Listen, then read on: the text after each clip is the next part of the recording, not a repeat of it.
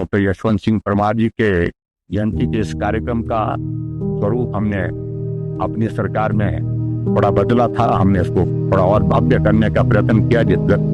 जिस व्यक्तित्व का एक बहुत बड़ा कॉन्ट्रीब्यूशन, बहुत बड़ा योगदान इस हिमाचल प्रदेश के निर्माण में रहा, जिनको हिमाचल प्रदेश का निर्माता हम कहते हैं, तो मैंने यहाँ से इस कार्यक्रम को बदल करके उधर पेट्रोल में करने का एक सिलसिला शुरू किया था।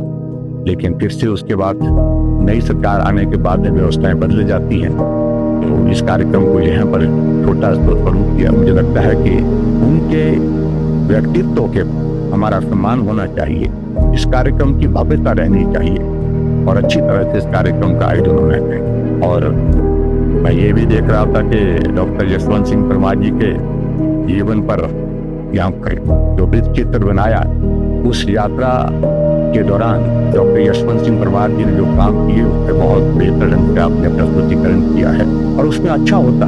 उसके पड़ाव के बाद उनके इसके पश्चात और भी जो मुख्यमंत्री हिमाचल प्रदेश में रहे, उनका भी योगदान है और भी सरकारें रही है, उनकी भी एक झलक उसमें होती। तो मुझे लगता है कि आज की इस यात्रा को हम जहाँ तक पूरा कर में है, जिनका इसमें योगदान रहा है, उनका भी, उनके योगदान को भी थोड़ा स्मरण किया जाता, तो मुझे लगता है उसमें कोई ज्यादा कठिनाई नहीं आनी चाहिए थी। उसमें वो करना चाहिए थे, खुले मन से चीजें करनी चाहिए। ये मुझे सुझाव के रूप में मुख्यमंत्री जी सुझाव मानते कम है, लेकिन हमारा फर्ज देना है।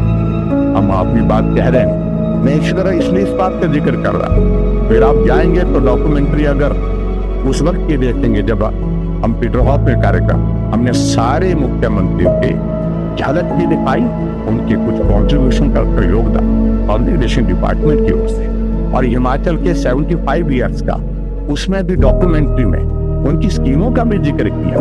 ये हिमाचल ऐसे नहीं पहुंचा यहाँ, इसमें बहुत सारे लोगों का योगदान, बहुत सारे नेतृत्व का, बहुत सारी सरकारों का योगदान रहा। और इस बात को लेकर मुझे लगता है कि डॉक्टर यशवंत सिंह परमार जी के बाद जी जो वर्तमान में आए, मुझे लगता है कि कुछ बीच में वो रह गया। उसको मेरा सुझाव के रूप में है, मुख्यमंत्री जी इसका संज्ञान लेंगे, मैंने बात कही भी है, और मुझे लगता है कि आप इस बात को ध्यान में रखेंगे। और सरकारें बनती रहती हैं, चलती रहती है, लेकिन व्यवस्थाओं के प्रति हमारा सम्मान हमेशा रहना चाहिए।